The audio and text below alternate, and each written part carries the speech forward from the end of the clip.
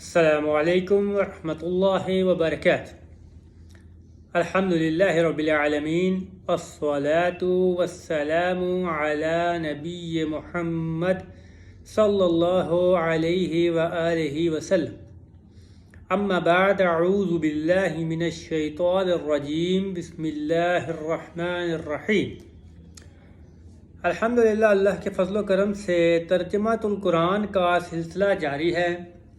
ترجمۃ القرآن کے اس سلسلہ میں سورۃ الغاشیہ جاری ہے اور سورۃ الغاشیہ کی 16 آیات ہو گئی تھیں، آگے 17 سے لے کر 20 تک آج انشاءاللہ۔ اعوذ باللہ من الشیطان الرجیم، بسم اللہ الرحمن الرحیم۔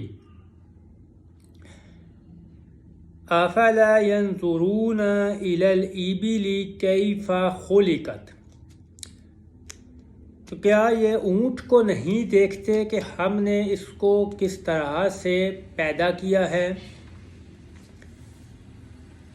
وَإِلَى السَّمَاءِ كَيْفَ رُفِعَتْ، اور آسمان کو کہ ہم نے اسے کس طرح سے بلند کیا ہے۔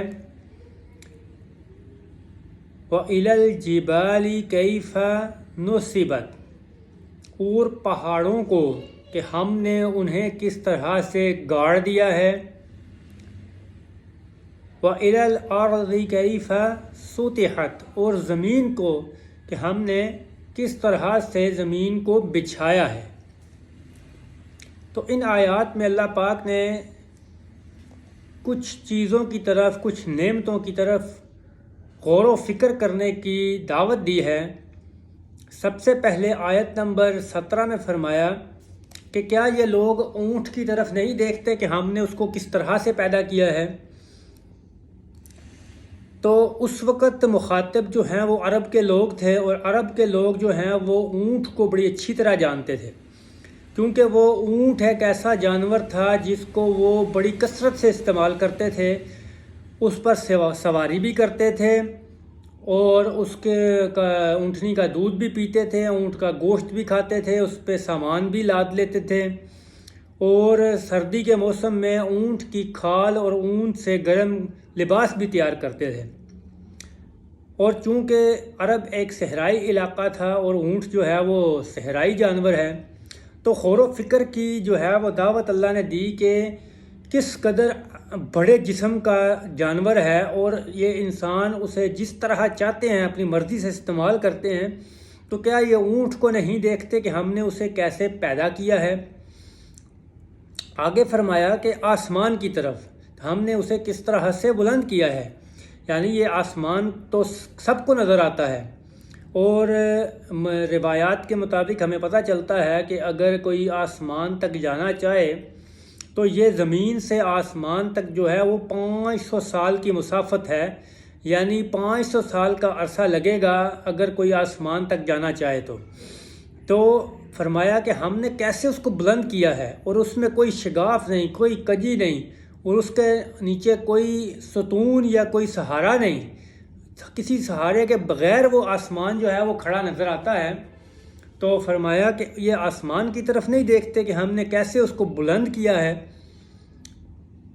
پھر فرمایا کہ پہاڑ ہم نے انہیں گاڑا ہے، تو یہاں پہاڑوں کی طرف جو ہے وہ غور و فکر کی دعوت ہے کہ پہاڑ جو ہیں وہ زمین کے اوپر ایسے گڑے ہوئے ہوتے ہیں، اور وہ زمین کو جو ہے وہ ہلنے نہیں دیتے۔ نہ صرف یہ کہ وہ زمین پر گڑے ہیں اور گاڑے ہوئے ہیں اور وہ زمین کو ہلنے نہیں دیتے، بلکہ ان پہاڑوں سے بے شمار قسم کی معدنیات نکلتی ہیں جو انسان کے لیے بہت ہی زیادہ نفع بخش ہیں، جن میں قیمتی پتھر بھی ہیں، نہ صرف قیمتی پتھر بلکہ کھانے پینے کی اشیاء، نمک وغیرہ بھی نکلتا ہے ان پہاڑوں سے۔ تو یہاں فرمایا کہ پہاڑ کس طرح سے ہم نے ان کو زمین میں گاڑا ہے۔ آگے فرمایا کہ زمین کو کہ کس طرح ہم نے اسے بچھایا ہے، اور زمین کی طرف غور و فکر کی دعوت دی کہ زمین تو سب کو نظر آتی ہے کہ کس طرح ہموار بچھائی تاکہ انسان جو ہے آسانی کے ساتھ اپنے روزمرہ کام کر سکے، اس پہ اپنی فصلیں لگا لیتا ہے، اس پہ باغات لگاتا ہے، اس پہ رہائش کے لیے عالی شان عمارتیں بناتا ہے، اور آرام سے چلتا پھرتا ہے اور اپنے کام کرتا ہے، تو زمین کو دیکھیں غور سے کہ کس طرح سے ہم نے اسے بچھا دیا ہے، اور ان تمام چیزوں کی طرف غور و فکر کی دعوت دے کر پھر بالآخر مقصد وہی ہے کہ تم پھر اپنے رب کی طرف لوٹ آؤ، اب جس نے ان سب چیزوں کو بنایا ہے۔ تو اس طرح سے سورۃ الغاشیہ کی 20 آیات ہو گئیں۔ مزید آیات انشاءاللہ اگلی نشست میں۔ اللہ پاک سے دعا ہے کہ اللہ ہمیں مکمل دین کو سمجھنے کی اور عمل کرنے کی توفیق عطا فرمائے، اور اس چھوٹے سے سلسلہ کو جاری رکھنے کی توفیق عطا فرمائے۔ وآخر الدعوانا ان الحمد للہ رب العالمین۔ السلام علیکم ورحمۃ اللہ وبرکاتہ۔